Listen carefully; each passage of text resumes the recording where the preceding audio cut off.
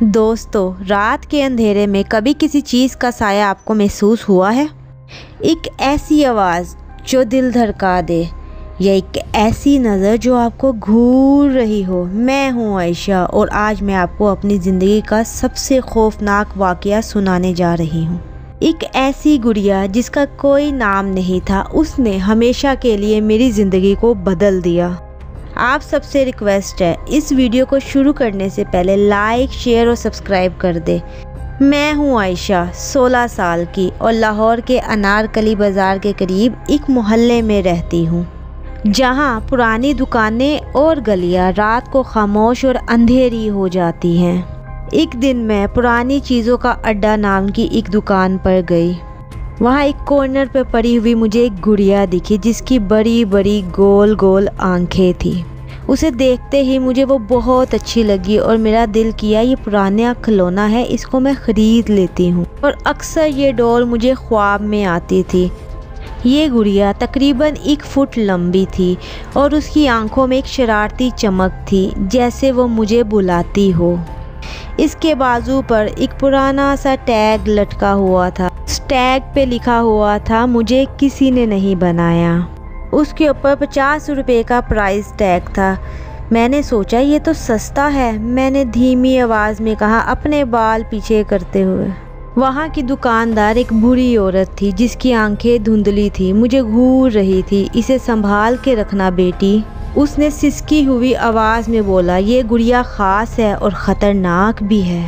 मैंने उसकी बातों को मजाक समझा क्योंकि मुझे अजीब चीज़ों का शौक़ भी था और ये गुड़िया मेरी कलेक्शन के लिए परफेक्ट थी। मैंने पैसे दिए, गुड़िया को बाहों में लिया और घर चले गई। मुझे क्या मालूम था कि एक हल्की सी हंसी मेरे पीछे आ रही थी जो अनारकली की तंग गलियों में गूंज रही थी।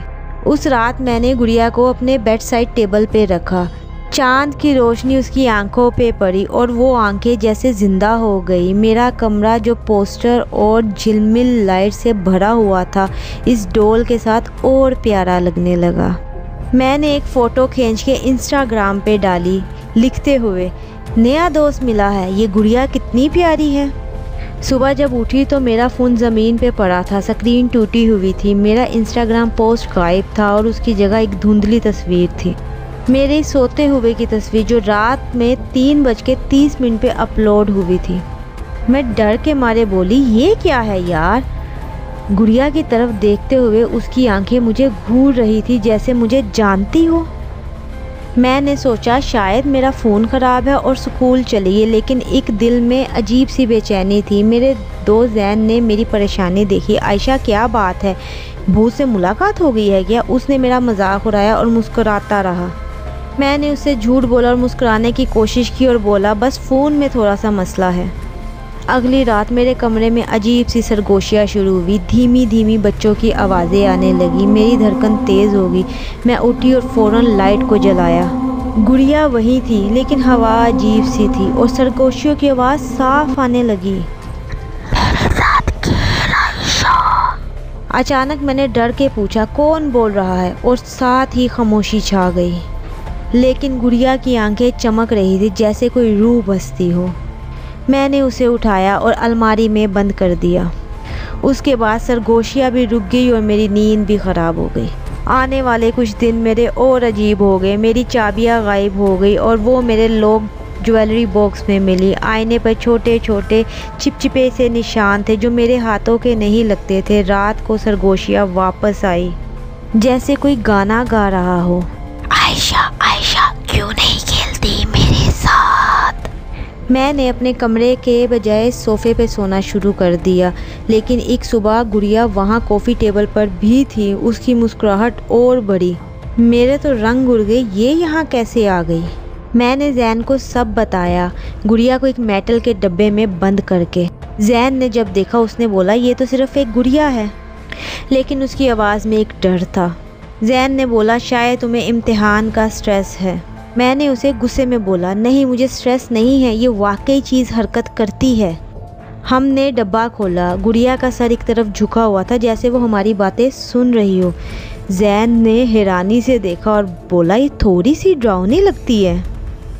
उसी टाइम गुड़िया की आंखें मेरी तरफ घूमी। जैन पीछे हटा लड़खड़ाते हुए, तूने ये देखा है यार? हमने गुड़िया को जलाने का फ़ैसला किया और इसे आग भी लगा दी, लेकिन शोले भड़कते रहे और उस गुड़िया की आंखें वैसी ही रही। आग के पार घूरती रही। एक चुड़ैल जैसी हंसी गूंजी और आग बुझ गई। गुड़िया बिल्कुल साफ रही। जैन ने डर के कहा, ये क्या चीज़ है? और साथ ही उसका चेहरा सफ़ेद पड़ गया। मैंने गुड़िया को उठाकर दरिया में फेंक दिया और उसे डुबा दिया और सुकून का सांस लिया। अब ये ख़त्म हुआ, मैंने कहा। उसी रात मेरे कमरे में गीले कदमों की आवाज़ आने लगी। गुड़िया मेरे तकिए पे थी और गीली थी। उसकी मुस्कुराहट बहुत अजीब हो चुकी थी। मुझे छोड़ नहीं सकती आयशा, मैं बहुत ज़ोर से चीखी और साथ ही मेरे घर वाले मुझे देखने आए। मेरी माँ ने कहा, बेटा ये सपना हो सकता है। लेकिन मैं जानती थी ये ख्वाब या सपना कुछ भी नहीं है। मैंने गुड़िया को स्कार्फ में लपेटा और स्कूल के चैरिटी बिन में डाल दिया। अब ये किसी और का मसला है, मैंने सोचा। दिल हल्का हुआ। 2 दिन तक सब नॉर्मल रहा। कोई सरगोशी नहीं, कोई परेशानी नहीं। तीसरी रात फिर वही हुआ। अजीब सी आवाज़ें आने लगी और जब मैंने मुड़कर देखा, गुड़िया फिर मेरे पास पड़ी थी। फिर उसी तरह सरगोशी में बोल रही थी, मुझे दे नहीं सकती किसी को तुम। अचानक जैन मेरे घर आया और उसने मुझे बहुत अजीब हालत में पाया। वो घबरा के घर वापस गया और अपने बड़े भाई को साथ लेकर आया, क्योंकि उस गुड़िया की वजह से आयशा की हालत ख़राब हो चुकी थी। उसके भाई ने आकर कुछ अमल किया और गुड़िया की रूह को काबू करने की पूरी कोशिश की।